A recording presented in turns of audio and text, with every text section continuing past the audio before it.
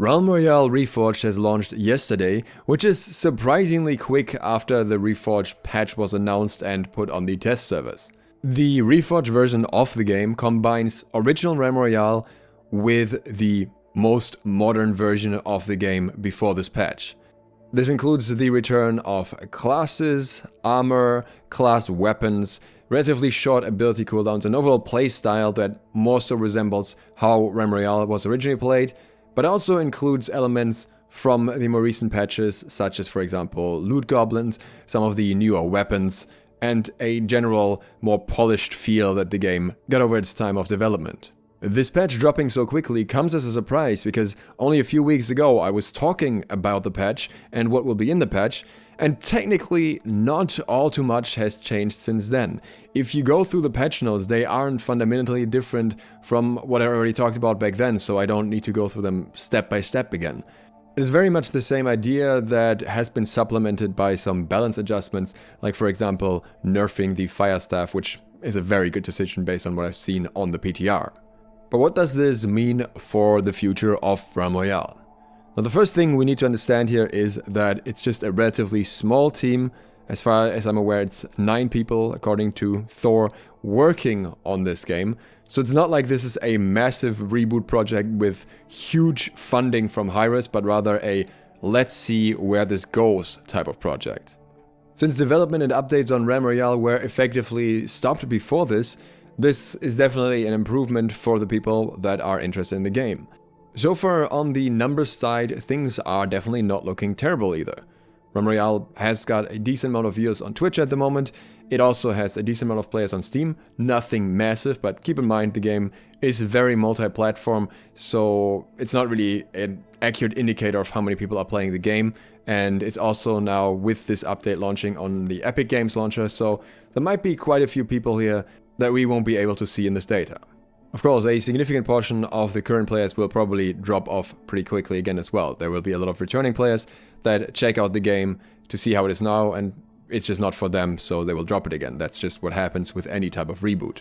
The reboot also hasn't been heavily overly promoted. Of course, it's on the social channels where you'd expect it and stuff, but I didn't see any advertising for it or anything like that.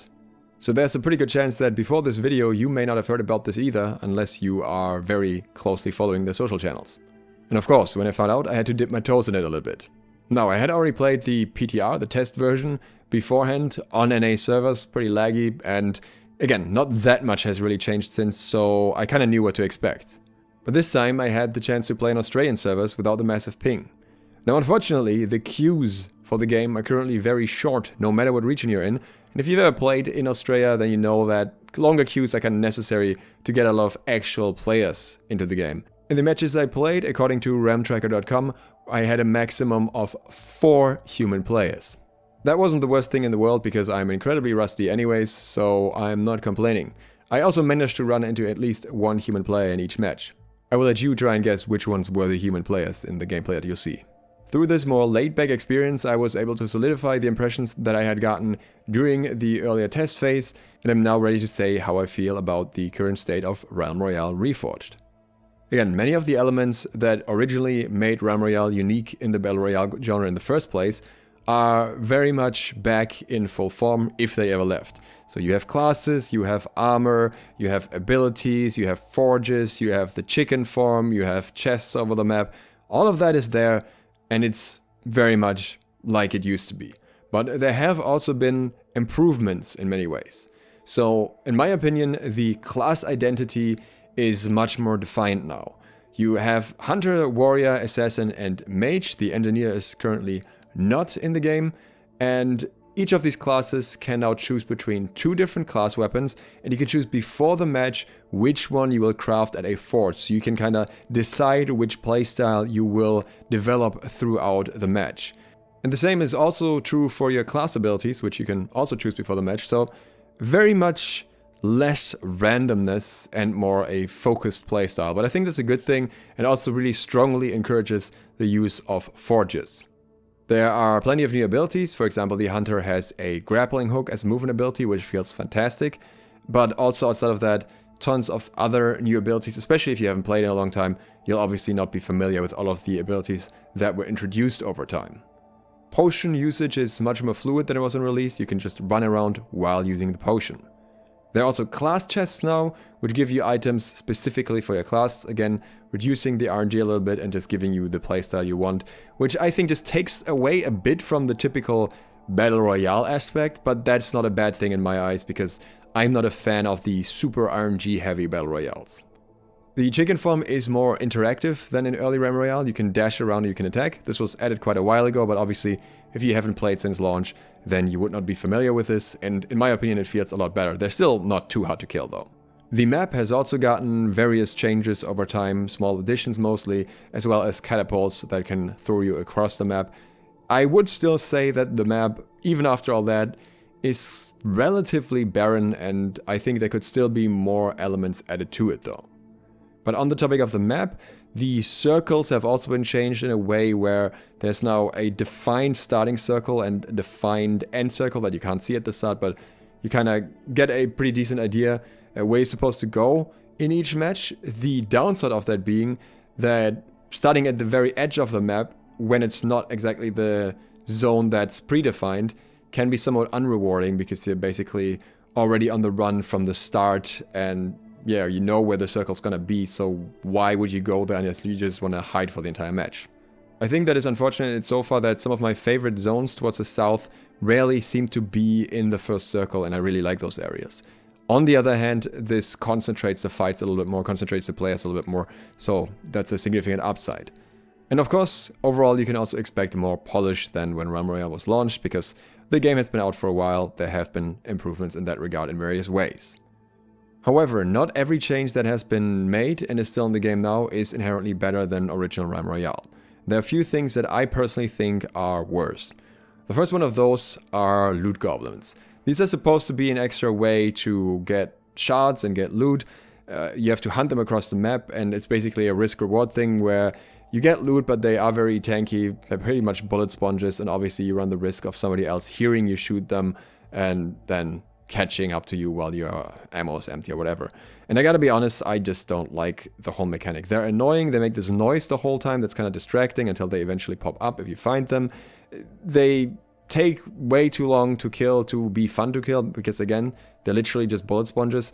And while it's technically rewarding, it doesn't feel rewarding to me. I think there are enough chests on the map, there are the chests that are basically contested and all that, that lead to way better fight outcomes, way better fight scenarios, and I think loot goblins should just go. There's just no place for them in a game with enough active players in my eyes, and there are enough ways to get good loot. Also, more modern automatic weapons are still present in the game. I still think that the best types of weapons for this game are primarily the ones that are very fantasy focused, like, you know, a bow, sword, all that type of stuff. I am okay with certain guns being in the game, like the revolver, the slug. I think those are all fine, and I think they work well for Realm Royale. But I never thought that those more modern, fast-firing, hit-scan type of weapons were a good fit. There are enough other games that do that aspect better anyways, so I don't think it's necessary. And not having these types of weapons also opens the door for more players that are not super shooter-focused, but enjoy the other elements of Realm Royale, players like me. And on that topic, there are currently a few legendary weapons that seem to outshine the class weapons. I came across a minigun that just felt stupid good, and I guess on a high level of play, the wind-up and all that may be a bigger issue, but it just mowed through enemies and made me feel like my other weapons weren't even necessary to use, and that was a little bit unfortunate. I feel like the class weapons, especially in their legendary form, should be the best weapons for your class, and that should be your goal, that should be what you're trying to get to.